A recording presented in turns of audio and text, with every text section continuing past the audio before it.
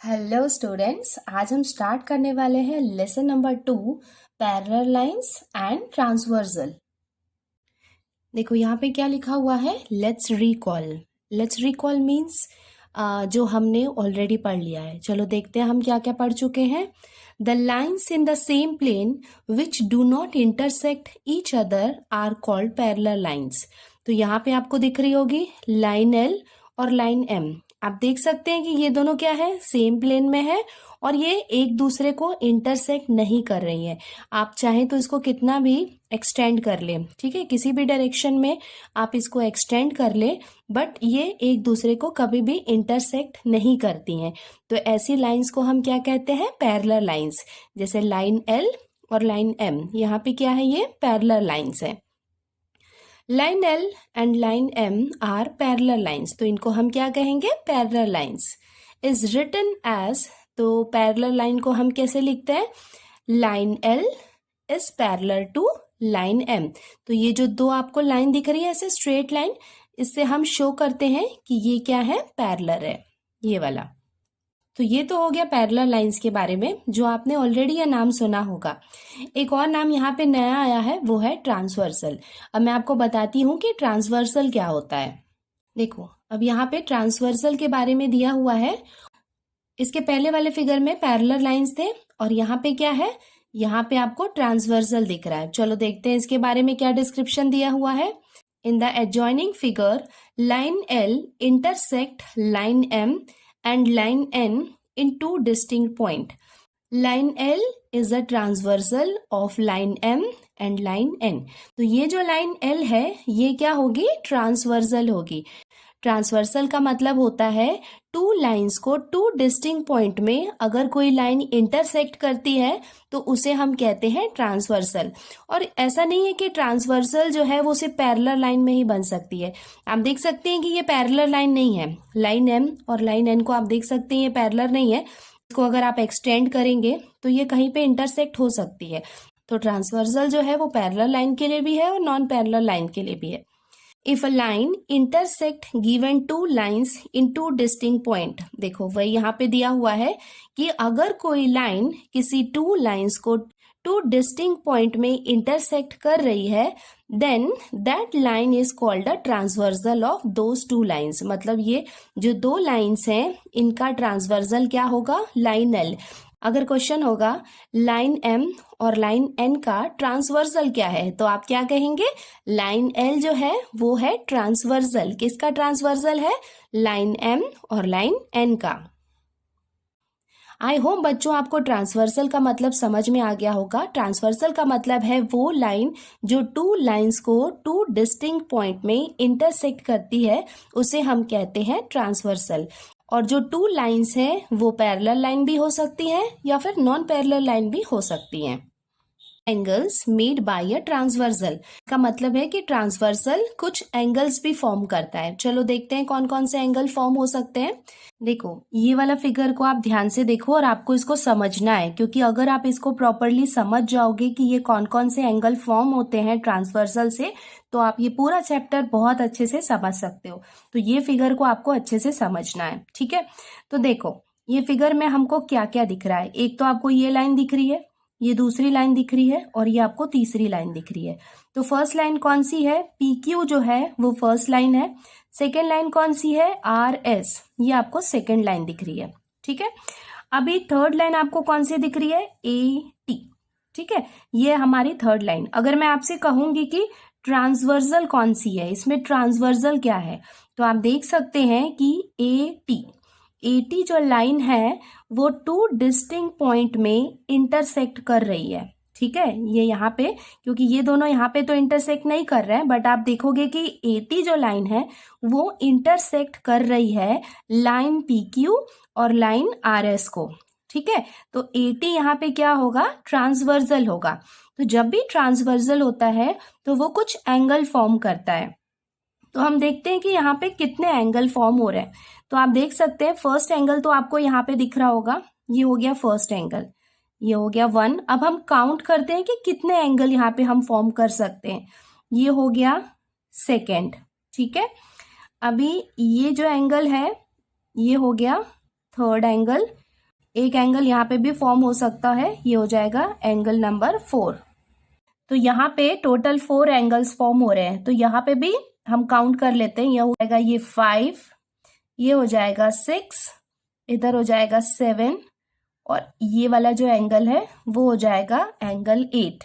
That means आप देख सकते हो कि ट्रांसवर्सल से कितने एंगल फॉर्म हो रहे हैं टोटल, 2 डिस्टिंक्ट पॉइंट में टोटल 8 एंगल्स फॉर्म हो रहे हैं। चलो इसके डिस्क्रिप्शन में क्या दिया हुआ है ये भी हम रीड कर लेते हैं। इन द एडजॉइनिंग फिगर, एडजॉइनिंग मतलब ये वाले फिगर के बारे में बात कर रहे हैं। Due to the transversal there are 2 distinct point of intersection namely M and N। तो ये ट्रांसवर्सल के कारण 2 distinct point है, ये वाला पॉइंट है पॉइंट M और ये पॉइंट है point N। At each of these points 4 angles are formed। मतलब each point मतलब सिंगल पॉइंट में टोटल 4 एंगल्स फॉर्म हो रहे हैं, सेकेंड पॉइंट में 4 एंगल्स फॉर्म हो रहे हैं। Hence there are 8 angles in all. तो मतलब टोटल कितने 8 एंगल्स फॉर्म हुए हैं। Each of these angles has one arm on the transversal and the other is on one of the given lines. मतलब आप देख सकते हैं कि जितने भी एंगल्स फॉर्म हुए हैं उसमें वन आर्म जो है वो किसकी है, ट्रांसवर्सल की है, और दूसरी उस लाइन की है। जैसे आप देख सकते हैं अगर हम एंगल 2 की बात कर रहे हैं तो वन आर्म देखेंगे, ये वाला जो आर्म है वो ट्रांसवर्सल का है और दूसरा लाइन PQ का है। अगर आप ये एंगल 1 देखेंगे तो ये वाला जो आर्म है वो भी लाइन PQ का पार्ट है और दूसरा जो है वो ट्रांसवर्सल का है। दैट मतलब है कि चाहे वो कोई भी एंगल हो उसमें वन आर्म ट्रांसवर्सल का होता है और दूसरा उस लाइन का होता है। These angles are grouped in different pairs of angles. Let's study the pairs. तो अब इस चैप्टर में हम क्या करने वाले हैं, ये जो टोटल 8 एंगल्स फॉर्म हुए हैं उसको हम अलग अलग ग्रुप में रखने वाले हैं। तो वो ग्रुप कौन कौन से होंगे, फर्स्ट जो है वो होगा कॉरेस्पॉन्डिंग एंगल्स। मतलब ये वाले फिगर में कौन कौन से एंगल्स जो हैं वो कॉरेस्पॉन्डिंग एंगल्स है। अब मैं आपको एक्सप्लेन करूंगी कि कॉरेस्पॉन्डिंग एंगल्स क्या होते हैं। सेकंड ग्रुप क्या होगा, इंटीरियर एंगल्स। ये भी मैं आपको एक्सप्लेन करूंगी कि इंटीरियर एंगल्स क्या होते हैं। एक और थर्ड ग्रुप है अल्टरनेट एंगल्स। तो बच्चों ये बहुत बेसिक चीज है कि ये जो एंगल्स इसमें फॉर्म हो रहे हैं उसमें कौन से कॉरेस्पॉन्डिंग एंगल्स हैं, कौन से इंटीरियर एंगल्स हैं और कौन से अल्टरनेट एंगल्स हैं। आपको फिगर को देख के पहचानना होगा कि वो कौन कौन से एंगल है। तो वो मैं आपको एक्सप्लेन करने वाली हूँ और आपको वो बहुत अच्छे से क्लियर होना चाहिए क्योंकि ये बेस है। अगर ये आपको अच्छे से समझ में आ गया तो आप सारे क्वेश्चंस इजीली सॉल्व कर सकते हैं। अब हम सबसे पहले देखते हैं कि कॉरेस्पॉन्डिंग एंगल्स क्या होते हैं। मैं आपको एक बहुत इजी एग्जांपल के साथ बताऊंगी जिससे आपको बहुत इजीली समझ में आ जाएगा कि कॉरेस्पॉन्डिंग एंगल्स क्या होते हैं। सपोज हमने ये 2 लाइंस लिया, लाइन M और लाइन N, ठीक है, और एक ट्रांसवर्सल है जो 2 डिस्टिंक्ट पॉइंट में क्या कर रहा है, इसको इंटरसेक्ट कर रहा है। तो ऑब्वियसली यहाँ पे 4 एंगल्स फॉर्म हो रहे हैं और यहाँ पे 4 एंगल्स फॉर्म हो रहे हैं जो मैं आपको ऑलरेडी बता चुकी हूँ। अब उन एंगल्स में से कॉरेस्पॉन्डिंग एंगल्स कौन से होते हैं ये मैं आपको बताती हूँ। आपको पता है कि ये जो ट्रांसवर्सल है, ट्रांसवर्सल का इस तरफ का जो पार्ट है, ये वाला साइड, इसको हम कहते हैं लेफ्ट साइड, और ये वाला जो साइड है वो होता है राइट साइड। कॉरेस्पॉन्डिंग एंगल्स को हम कैसे समझ सकते हैं, जो कॉरेस्पॉन्डिंग एंगल्स जो होते हैं वो हमेशा सेम साइड में होते हैं। सेम साइड में मतलब या दोनों लेफ्ट हैंड साइड में होंगे या फिर दोनों राइट हैंड साइड में होंगे। दैट मीन्स कॉरेस्पॉन्डिंग एंगल्स का सबसे पहला रूल क्या है कि वो क्या होंगे, सेम साइड में होंगे, और दूसरा है कि वो सेम पोजीशन में होंगे। सेम पोजीशन का मतलब है अगर ये लाइन को लेंगे तो ये वाला, अगर हमने ये वाला एंगल लिया मीन्स अबोव द लाइन लिया, तो ये वाले में भी क्या होगा, वो अबोव द लाइन होगा। ऐसा नहीं कि हमने ये एंगल लिया और यहाँ पे ये नीचे वाला लिया। जैसे वो क्या है, अगर दोनों लेफ्ट साइड में, सपोज मैंने ये वाला एंगल लिया, ठीक है, तो ये क्या है, लेफ्ट हैंड साइड में है। तो कॉरेस्पॉन्डिंग एंगल्स क्या होगा, यहाँ पे जो उसका एंगल होगा, हम क्या कर रहे हैं, पेयर बना रहे हैं, pair of corresponding angles. Pair का मतलब होता है 2। तो 2 एंगल्स जो क्या है, कॉरेस्पॉन्डिंग एंगल्स है। तो अगर सपोज ये क्या है, एंगल 1 हमने इसको लिया, तो एंगल 1 का कॉरेस्पॉन्डिंग एंगल कौन सा होगा? एक तो पहला रूल होगा कि वो सेम साइड में होना चाहिए, दैट मीन्स इधर ही हमको लेफ्ट हैंड साइड में चाहिए, और दूसरा सेम पोजीशन में होना चाहिए। तो सेम पोजीशन मीन्स यहाँ पे आप देख सकते हैं ये अबव द लाइन है, लाइन के ऊपर है, तो यहाँ पे भी जो लाइन है उसके ऊपर ही होना चाहिए। तो अगर हमने ये वाला लिया, तो ये हमने लिया था एंगल 5, ठीक है। तो यहाँ पे आप जो नाम आपको दिया होगा एंगल का वो आपको लेना है। तो ये क्या हो गया, एंगल 5। तो ये दोनों एंगल 1 और एंगल 5 यहाँ पे क्या होंगे, कॉरेस्पॉन्डिंग एंगल होंगे। क्यों होंगे, मैं एक बार फिर से रिपीट करती हूँ, क्योंकि ये दोनों सेम साइड में है। आप देख सकते हैं कि ये दोनों लेफ्ट हैंड साइड में है, उसके साथ में ही ये दोनों सेम पोजिशन में है। सेम पोजिशन का मतलब ये भी अबव द लाइन है और ये भी अबव द लाइन है। अब हम देखते हैं कि कितने कॉरेस्पॉन्डिंग एंगल्स हो सकते हैं। तो हमने यहाँ लिया, अब सपोज हम यहाँ पे एक एंगल लेते हैं, इसको हमने लिया सपोज एंगल 2। तो एंगल 2 का कॉरेस्पॉन्डिंग एंगल कौन सा होगा? अभी आप देख सकते हैं कि राइट हैंड साइड में है, तो यहाँ पे भी वो राइट हैंड साइड में होना चाहिए। यहाँ पे ये अबव द लाइन है, तो यहाँ पे भी अबव द लाइन होना चाहिए। तो ये वाला जो एंगल हम लेंगे वो भी देख साइड में है, राइट हैंड साइड में, ये भी क्या है, राइट हैंड साइड में। इसको हम देते नाम एंगल 6, ठीक है। तो ये दोनों क्या हो गए, सेम साइड में हो गए, उसके साथ में ही सेम पोजीशन में है। ये भी अबव द लाइन है, ये भी अबव द लाइन है। तो एंगल 2 और एंगल 6 क्या होंगे, यहाँ पे कॉरेस्पॉन्डिंग एंगल होंगे। एक और ट्रिक है बच्चों, आपको बस ये देखना है कि आपको एक जंप करना है, मतलब इसके एंगल है तो एक एंगल को छोड़ के जो नेक्स्ट वाला एंगल होता है वो कॉरेस्पॉन्डिंग एंगल होता है।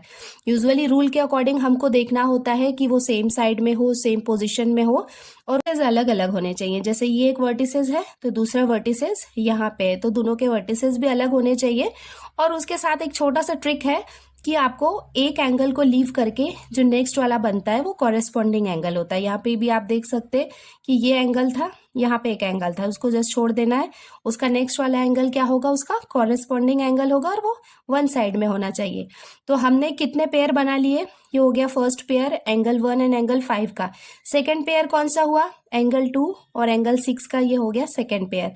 और देखते हैं कि कौन से पेयर बना सकते हैं, ये वाला एंगल। तो ये वाला एंगल हो गया हमारा एंगल 3। अभी देखो ये लेफ्ट हैंड साइड में है, बट ये क्या है, बिलो द लाइन है, लाइन के नीचे के साइड है। तो इसका पार्टनर क्या होगा, इसका पेयर बनेगा, ये हम ले सकते हैं एंगल 8, ठीक है। देखो ये वाला जो है एंगल 3 और एंगल 8 दोनों क्या है, लेफ्ट हैंड साइड में, ठीक है। उसके साथ में ये बिलो द लाइन है, ये भी बिलो द लाइन है। तो एंगल 3 और एंगल 8 जो है ये क्या है, it's a pair of corresponding angle. Next आप देख सकते हैं कि यहाँ पे अगर हमने लिया एंगल 4 और यहाँ पे लिया हमने एंगल 7, तो एंगल 4 और एंगल 7 भी क्या होंगे, कॉरेस्पॉन्डिंग एंगल होंगे, क्योंकि ये दोनों राइट हैंड साइड में है, ठीक है, सेम साइड में है और उसके साथ सेम पोजीशन में है। ये भी बिलो द लाइन है, ये भी बिलो द लाइन है। तो यहाँ पे कितने कॉरेस्पॉन्डिंग एंगल्स बने, टोटल 4 कॉरेस्पॉन्डिंग एंगल्स बने, ठीक है, क्योंकि हम पेयर की बात कर रहे हैं। तो टोटल एंगल्स तो 8 है, बट कितने पेयर है, पेयर का मतलब 2, दैट मीन्स 2 एंगल को अगर हम साथ में लेंगे तो आपको ये हमेशा याद रखना है कि एक ट्रांसवर्सल में टोटल 4 कॉरेस्पॉन्डिंग एंगल्स फॉर्म होते हैं। तो देखो बच्चों, टेक्स्ट बुक में भी वही सेम एक्सप्लेनेशन दिया हुआ है कॉरेस्पॉन्डिंग एंगल्स का। If the arms of the transversal of a pair of angles are in the same direction and the other arms are on the same side of the transversal, then it is called a pair of corresponding angles. अभी बच्चों इसमें जो figure दिया हुआ है ये मैं आपको एक्सप्लेन करती हूँ और इसमें बताती हूँ कि इसमें कौन कौन से कॉरेस्पॉन्डिंग एंगल्स हैं। बच्चों ये वाला जो फिगर है ये आपके टेक्स्ट बुक में दिया हुआ है, ठीक है। अब हम इसमें फाइंड आउट करते हैं कि कौन कौन से कॉरेस्पॉन्डिंग एंगल हैं, ठीक है, में होने चाहिए और सेम पोजीशन में होने चाहिए। चलो अब ये फिगर देखते हैं एंड आई होप आप ये खुद से फाइंड आउट कर सकते हो। तो हम इधर से लेफ्ट हैंड साइड से स्टार्ट करते हैं। तो देखो ये वाला हमारा फर्स्ट है, ठीक है, मतलब ये कौन सा एंगल है, AM पी। ये आपको बहुत अच्छे से समझना है बच्चों, क्योंकि प्रैक्टिस सेट में आपको कॉरेस्पॉन्डिंग एंगल, इंटीरियर एंगल और अल्टरनेट एंगल ही फाइंड आउट करने हैं। तो सिंपली अगर आपने स्ट्रक्चर को अच्छे से समझ गया तो आपको कोई भी फिगर देगा तो आप उसको इजीली उसमें से आप एंगल्स को फाइंड आउट कर सकते हैं। ठीक है, तो सबसे पहला एंगल आप देख सकते हैं AMP, ये वाला हमारा एंगल है। ठीक है, अभी इसका कॉरेस्पॉन्डिंग एंगल कौन सा होगा, क्या आप बता सकते हैं? देखो, ये हो गया हमारा लेफ्ट हैंड साइड में, तो इसका मतलब है कि कॉरेस्पॉन्डिंग एंगल भी लेफ्ट हैंड साइड में होगा। ये अबव द लाइन है, दैट मीन्स यहाँ पे भी ये क्या होगा, अबव द लाइन होगा। ठीक है, तो कौन सा एंगल, MNR, ये क्या होगा, कॉरेस्पॉन्डिंग एंगल होगा। That means AMP and angle MNR, ये हो गया हमारा first pair of corresponding angle. हमने हमारा फर्स्ट पेयर ऑफ एंगल लिख लिया, angle AMP, that means AMP and angle MNR, ये क्या है, पेयर ऑफ कॉरेस्पॉन्डिंग एंगल है। हम देखते हैं कि नेक्स्ट कॉरेस्पॉन्डिंग एंगल कौन सा है। तो पहले हम लेफ्ट हैंड साइड को कंप्लीट कर लेते हैं। तो हम देखते हैं लेफ्ट हैंड साइड का, ये बिलो द लाइन, लाइन के नीचे वाला जो एंगल है वो देखते हैं। तो ये एंगल कौन सा है, एंगल PMN। ठीक है, अब एंगल PMN का कॉरेस्पॉन्डिंग एंगल कौन सा होगा, आप देख सकते हैं कि ये लेफ्ट हैंड साइड में है और ये बिलो द लाइन है। तो आप देख सकते हैं कि ये सेकेंड वाला लाइन है। ठीक है, तो ये भी हमारा लेफ्ट हैंड साइड है और उसके बिलो द लाइन यहाँ पे जो एंगल होगा वो कौन सा एंगल बनेगा, वो उसका कॉरेस्पॉन्डिंग एंगल होगा। इसका मतलब हम कह सकते हैं कि angle PMN and angle RNT, ये क्या होंगे, कॉरेस्पॉन्डिंग एंगल होंगे। तो ये भी हम लिख लेते हैं, angle PMN and angle RNT, ये क्या होंगे, कॉरेस्पॉन्डिंग एंगल होंगे। तो अब हमने लेफ्ट हैंड साइड के दो पेयर लिख लिए। ठीक है, अब हम आते हैं राइट हैंड साइड में। तो राइट हैंड साइड में आपको कौन सा एंगल दिख रहा है, AMQ। ठीक है, ये वाला एंगल दिख रहा है।